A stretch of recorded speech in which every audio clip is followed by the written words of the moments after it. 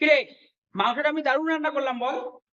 মাংস তো ভালোই হয়েছে, কিন্তু মাংসওয়ালা কাকুটাকে ভালো প্রশংসা করতে হবে, কারণ ও যদি টাটকা মাংস না দিত তাহলে তুই এত ভালো রান্না করতে পারতিস না। আবার যে মুরগিটা পুষেছে তারও সমান প্রশংসা করতে হবে, কারণ সে যদি ভালো করে মুরগি না পুষতো তাহলে দোকানদার সেই মুরগিটা কিনতে পারতো না। ঠিক আছে ভাই, ওকে। আচ্ছা ভাই, একটা কথা বলতো, তুই তো মিষ্টি দোকানে রোজ মিষ্টি খেতে যাস, তোর কাছে বেস্ট মিষ্টি কোনটা? আমি এই বেস্ট শব্দটাই শুনতে অপছন্দ করি। মিষ্টি আছে, মিষ্টির মতো খা, ভালো লাগলে আরেকটা কিনে খা। আবার এমন তো নয় যে শুধু মিষ্টি খেলেই পেট ভরে যায়। তার আগে ভাত আছে, ডাল আছে, সবজি আছে, স্যালাড আছে, চাটনি আছে, পাঁপড় আছে। এত খাবার খাওয়ার পর যদি মিষ্টি খাস, তাহলে মিষ্টির স্বাদটা অবশ্যই বুঝতে পারবি। আসলে আমরা সব খাবার খাওয়ার পরে মিষ্টি খাই, আর নাম হয়ে যায় মিষ্টির। আসলে মিষ্টি খাওয়ার আগে যে এতগুলো খাবার খাই, কোনো খাবারে টেস্ট দেওয়া হয় না।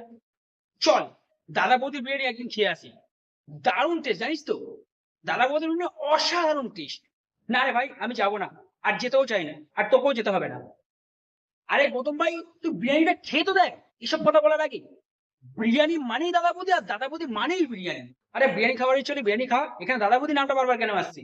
কারণ বিরিয়ানি রান্না করবে রাধুনি, তার আগে বিরিয়ানির চাল দেবে রামদা, মাংস দেবে শ্যামদা, আলু কাটবে তপনদা, বাজার করবে অন্য কেউ। এখানে প্রত্যেককে দলগতভাবে নিজের 100% দিতে হবে, তারপরে একটা তৈরি হচ্ছে অসাধারণ বিরিয়ানি। আবার এই বিরিয়ানি সার্ভ করবে অন্য কেউ, আর নাম হয়ে যাচ্ছে দাদা বৌদি। আমরা কেন বারবার ইন্ডিভিজুয়াল মানুষকে প্রশংসা করবো? এখানে সবাইকে ক্রেডিট দেওয়া উচিত।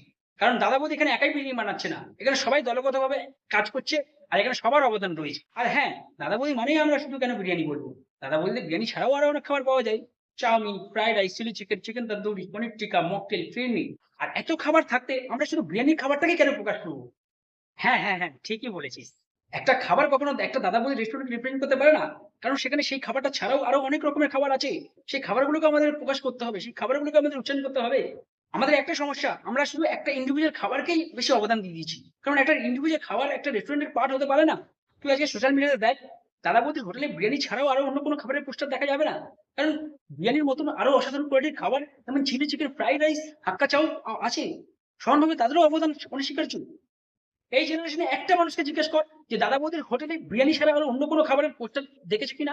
একটা মানুষকে যদি জিজ্ঞেস করতে পারিস, তোর কথাবার্তাগুলো খুবই অসাধারণ আর খুবই যুক্তিযুক্ত।